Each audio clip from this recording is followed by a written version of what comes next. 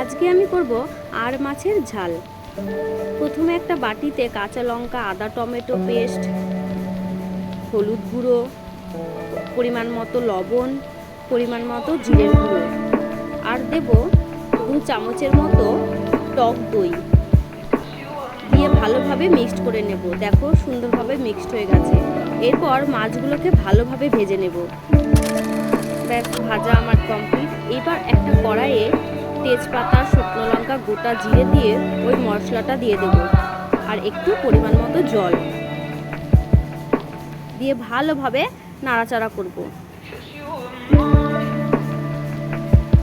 দেখো মশলা থেকে আমার তেল ছেড়ে দিয়েছে। এরপর দিয়ে দেব পরিমাণ মতো জল।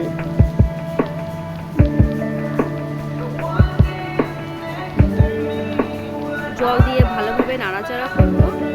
জলটা ফুটে গেলে মাছগুলোকে দিয়ে দেব।